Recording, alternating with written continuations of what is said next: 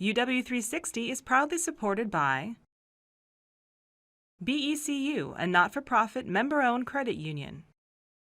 Pacific Office Automation, copy, print, workflow, and IT. Problem solved.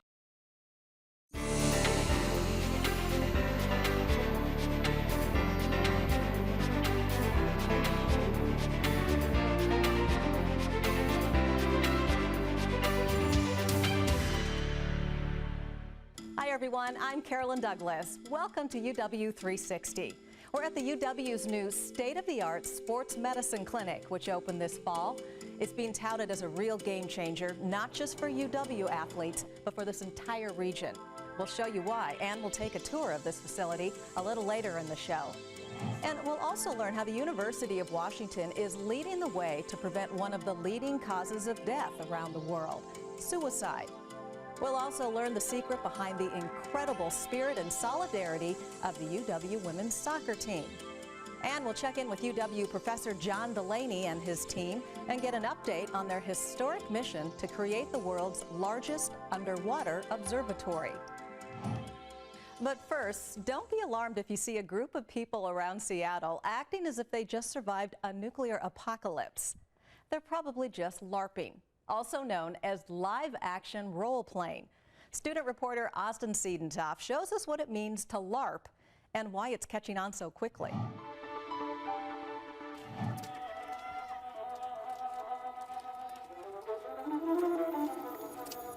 Today, we're on our way to Gasworks Park to check out a LARPing event thrown by 2 UW alums for charity. What's LARPing, you may ask? Well, you kind of have to see it for yourself. Trust me. Let's take a look. Participants in today's LARPing event will be pretending as if they had just survived the apocalypse. Gasworks Park will be the wasteland that they wander through as they try to solve puzzles and evade dangerous marauders. It's going to be really cool, so let's go check it out. Hey, you ain't dressed for the wasteland. Guys! So, do I look ready for the wasteland now? You do now. Welcome to Gasworks Post-Apoc. Cool. Let's get started. After gearing up, it's time to go do some role-playing, and man, is the park a busy place. With about 200 people, 2 functional towns complete with shops and goods to purchase, a combat arena, and a sprawling wasteland filled with marauding bandits. There's a lot to see and do. I start off by going on a quest to do battle with some bandits. Fighting marauders is just one fun thing you can do in the apocalypse. The wasteland is littered with quests marked by green exclamation points that players can complete for rewards. I mean, the sort of person that runs around a park in public dressed up in post-apocalyptic outfits shooting Nerf guns at each other definitely has a certain geek nerd vibe to it, but it's lots of fun. There's nothing special about mutants unless you have feelings. Organizing this complex game are 2 UW alumni who became friends while attending school together. Over the years, they have slowly united this UW community by putting on fun events. So each year, we all get to know the new generation of UW students as they come in. Organizing all of this is by no means easy. John and Chris have to rely heavily on other UW friends. A lot of the creativity is coming from us, but a ton of it is coming from the players who just stand up and say, I would like to make this happen. This is a gigantic team effort.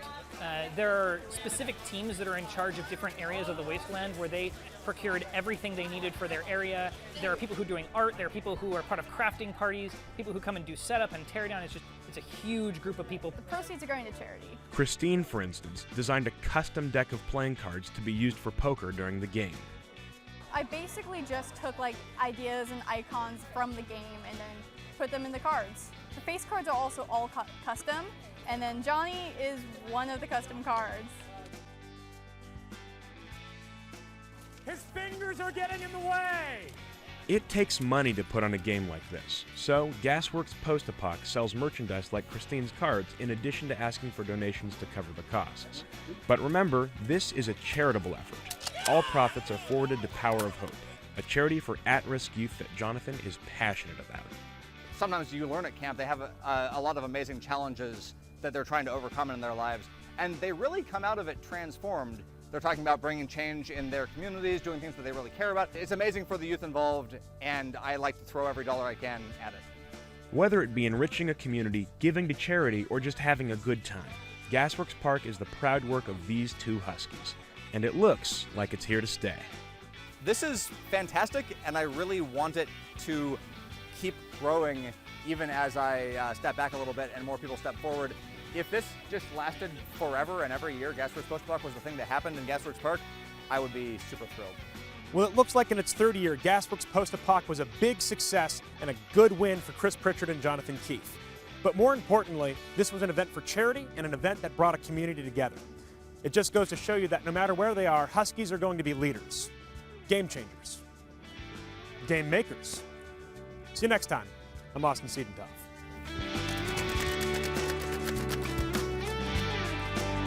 Missed me. Oh. Dang. For more information about LARPing and the UW's Critical Gaming Project, just head to our website at uwtv.org/UW360. Up next, we switch gears to a far more serious topic and learn how the UW is leading the way in suicide prevention as UW360 continues.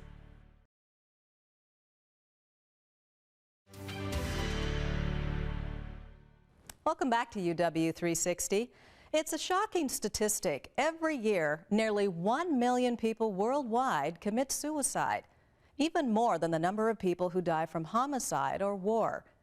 But the University of Washington is helping lead the charge to reverse that trend by launching a powerful new suicide prevention program called Forefront. A new program here at the University of Washington is becoming a nationwide model in suicide prevention. Here's how one professor is turning her personal and tragic story into a mission of hope. He was my best friend. He was just a really, really brilliant, witty, fun person to be with, really generous person, tons of friends, very loyal person. There's no doubt in my mind that he loved me and his children very much, because he made a point to tell us that very regularly. 40-year-old Matt Adler seemed to have everything going for him, but hardly anyone knew he suffered from severe depression and anxiety. I know he felt a lot of shame for having those feelings, and for, he kept talking about who wants a lawyer with a broken brain? He took his own life out of feelings of hopelessness and pain in February of 2011. It's anything but simple to talk about why someone ends their life. As difficult as it is, Jennifer Stuber wants to talk about suicide, in part to heal herself and to help others. That's what this is about for me.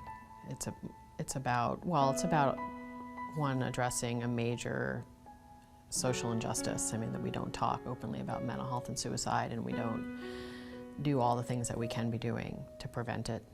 Just months after her husband's death, and still grieving, Jennifer made a surprising discovery about Matt's doctors. I read Matt's medical records, which I got because I wanted to understand what was going on, and he was talking very openly with them about his suicidal intentions. And they seemed from what I read in the records, very ill-prepared. And I actually went to see 7 different suicide prevention experts, and they all basically said to me the same thing, and that there's no reliable training. There's no training. Some mental health professionals don't get any training. Most of them don't get any training, and if they do get some, it's usually just a very small amount. Armed with this disturbing news, Jennifer went straight to the state capitol. She approached Representative Tina Orwell to sponsor a bill on suicide prevention. And I was so touched by Jen Stuber's story, who had lost her husband and then wanting to help other people, that I immediately said yes. And I truly believe that if this law or this act had been in place at the time of his death, that he may still be alive today. In March of 2012, just a year after Matt's death, the legislature overwhelmingly passed this groundbreaking legislation.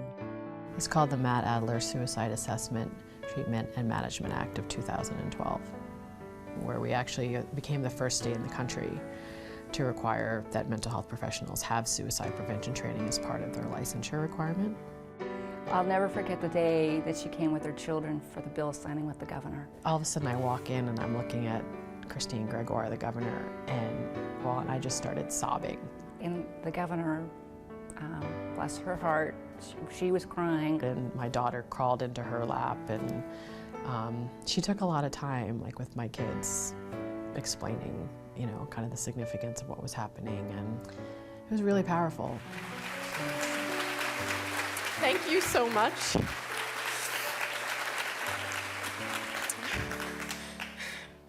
This is really amazing that this house is packed. We were bursting at the seams in terms of the room that we had chosen. As a professor of social work, Jennifer now brings her passion to the University of Washington. Last month, she helped launch Forefront, a program focused on suicide prevention training, school-based intervention, and support. We wanted a picture that maybe just said, like, thank you. Even more exciting, the university was just awarded a federal grant to become a model campus for suicide prevention. Yeah, I'm a woman on a mission. There's no question about it, and sometimes I feel like I need to step back because it is very personal. But the time for that is not now, because there's so much momentum to move forward. Moving forward and helping others, that's what Jennifer has had to do, to heal herself and to give hope to others. Most people end their own lives because they feel that they're a burden to other people. You know, there are many times that I wish that, you know, Matt was around to see what was the impact, you know, not just on me, but on his children, on his parents, on his best friends, and as my daughter put it, who's now 4, as well, I really wish Daddy knew that things get better over time. Yeah, I wish he was alive to see, you know,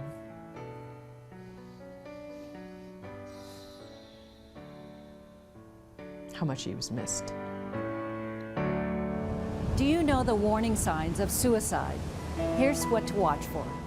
Talking about wanting to die, looking for a way to kill oneself, talking about feeling hopeless or having no purpose, talking about feeling trapped or in unbearable pain, talking about being a burden to others, increasing the use of alcohol or drugs, acting anxious, agitated, or recklessly, sleeping too little or too much, withdrawing or feeling isolated, showing rage or talking about seeking revenge, displaying extreme mood swings. If you want more information on suicide prevention or how you can volunteer at Forefront, just check out their website. I'm Mimi Gann. If you'd like to learn more about Dr. Stuber's work and the groundbreaking Forefront program, just head to our website. Okay, now we're turning to a story about childhood friendship, fierce competition, and common goals. A group of seniors on the UW women's soccer team has played together since they were 10 years old. UW graduate Erin Majowski spotlights their story and the incredible UW soccer program at the heart of it.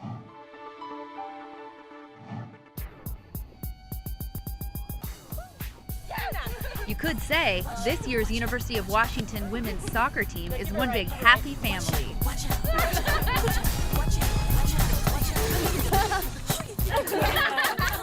They're not blood related, but they have shared blood on the field for years. And for the first time in the history of Husky women's soccer, 8 players from the Northwest started playing the game with or against each other since they can remember.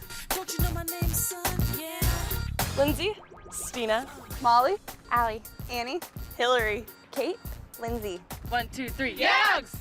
That's right, 8 of them, all together, wearing the same uniform, sharing the same purple and gold dream. I was with my mom and we went to Husky games, and just seeing those girls play at such a high level, it was just inspiring and just made me want to continue on and hopefully be in their shoes someday. Number 25, Molly Boyd.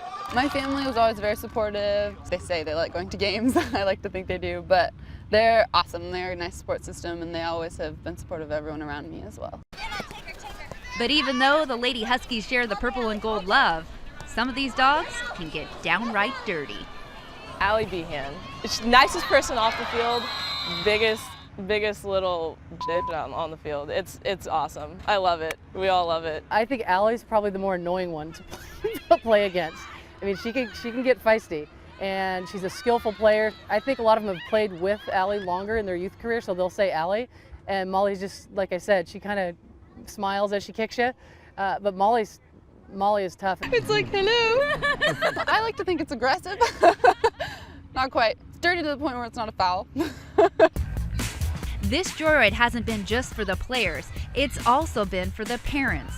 Cash Elston is the father of senior midfielder Lindsey Elston.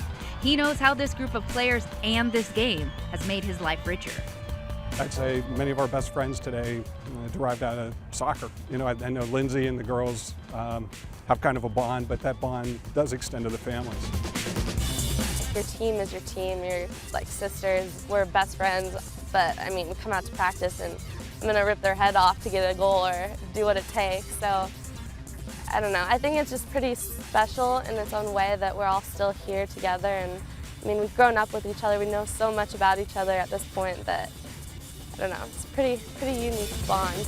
You have to be way more exact in the accuracy of your passing and the pace of your passing. And it's been fun to sort of watch the relationships change as you know, young girls that started playing soccer together when they were 10, 11, and 12 into adult women now. It's been a ton of fun. I'm going to be sad to see them leave. This season marks the last year for that special group of girls. They graduate in the spring, but when you ask if their soccer lives are ending, the group would say they're excited for the next incredible journey. We look at our Husky alum that come back and play dodgeball with like their babies and their women that are pregnant, and we're all like, let's all have kids at the same time so we can have them on the same team. So I'm looking forward to sharing all those opportunities with them and helping coach my little kids like my mom did for me.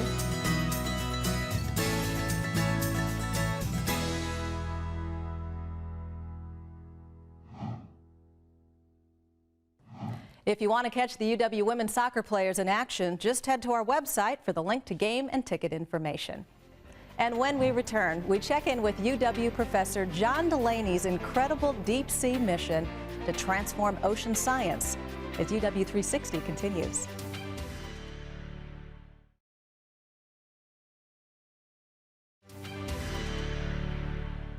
Welcome back to UW 360. He's making headlines around the world by leading a historic mission to create the world's largest underwater observatory off the Washington and Oregon coasts. UW professor John Delaney has spent decades helping develop and then lead this incredible deep sea mission. We catch up with his team's latest project as they prepare to unveil their underwater observatory to the world.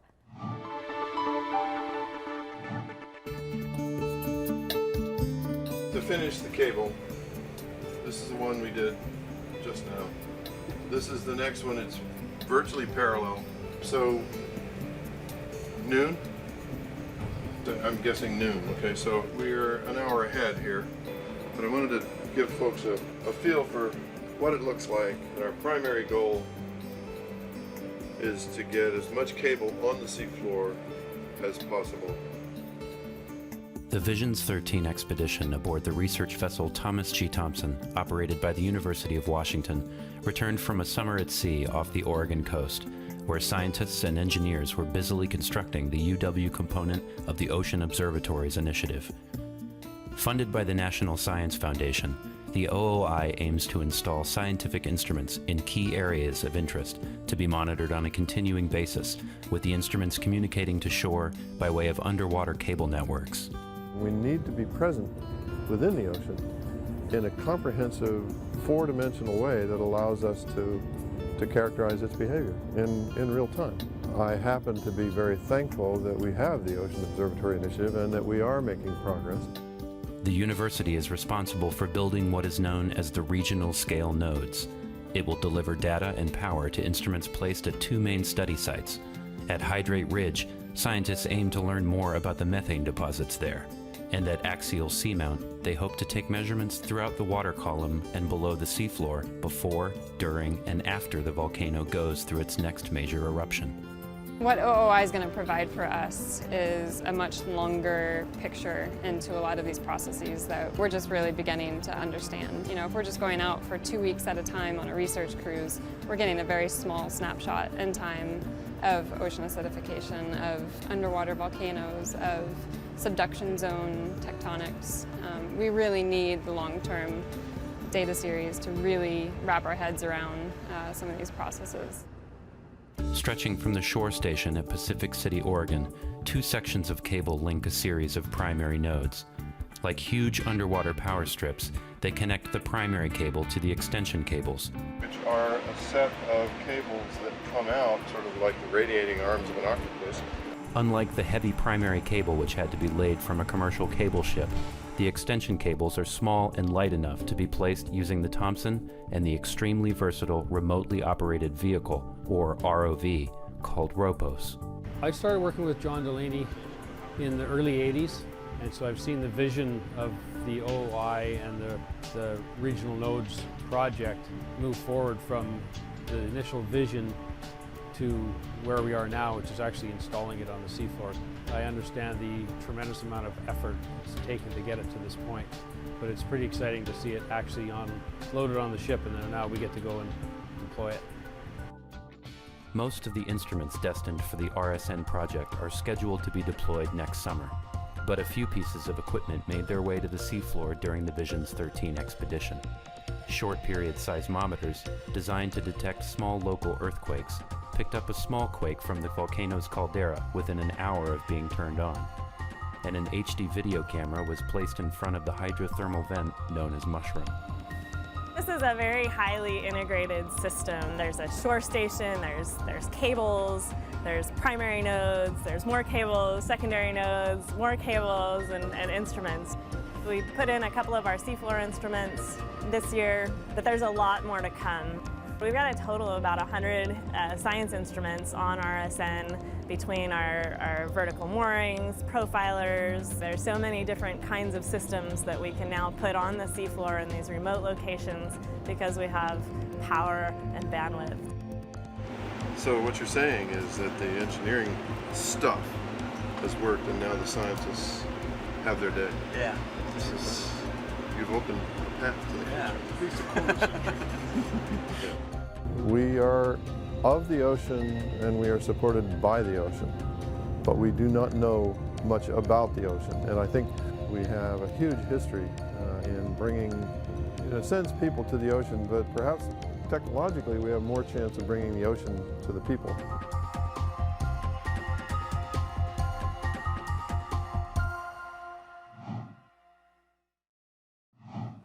Professor Delaney says he passionately believes we cannot truly understand our world until we better understand the ocean and its profound effect on our planet. So he hopes this historic undersea observatory will help everyone from scientists to young students achieve that goal. When we come back, I'll take you on a tour of the UW's stunning new sports medicine clinic and see how it's transforming sports therapy in the Northwest as UW 360 continues.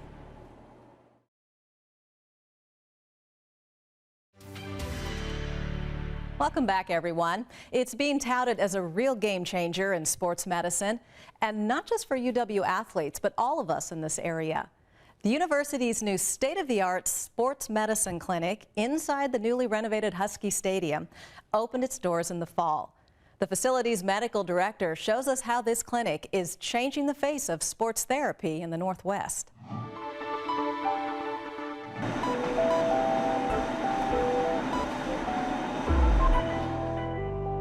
Deep inside the newly renovated Husky Stadium. Yeah, it feels pretty awesome. Something special is happening in the Seattle sports world. I mean, I feel like it's really exciting. It's going to take everyone to a whole new level.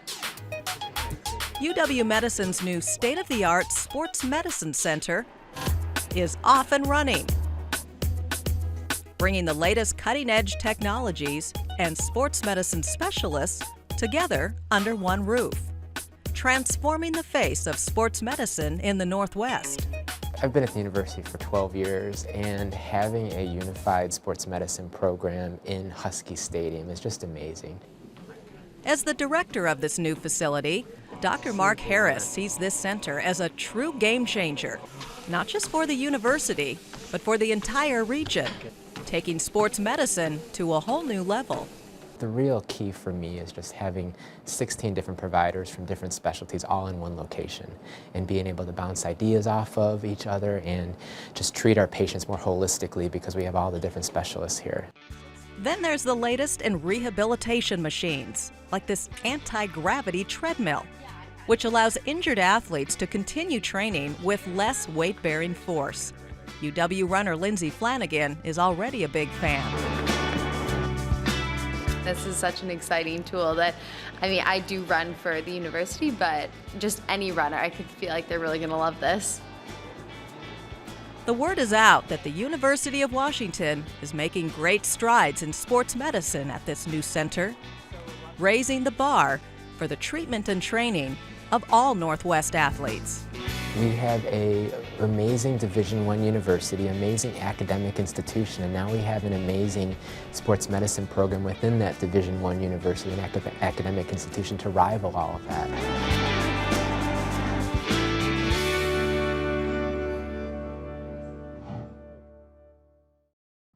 The folks at the Sports Medicine Clinic really wanted to stress that while this clinic treats many of the most elite amateur and professional athletes in the region, it also welcomes anyone seeking help for a sports injury, casual joggers, weekend warriors alike. That does it for this edition of UW360. If you'd like more information on any of the stories we covered today, just head to our website, uwtv.org/UW360. You'll find the information there. Thank you for watching, and we'll see you next time with all news stories from the University of Washington.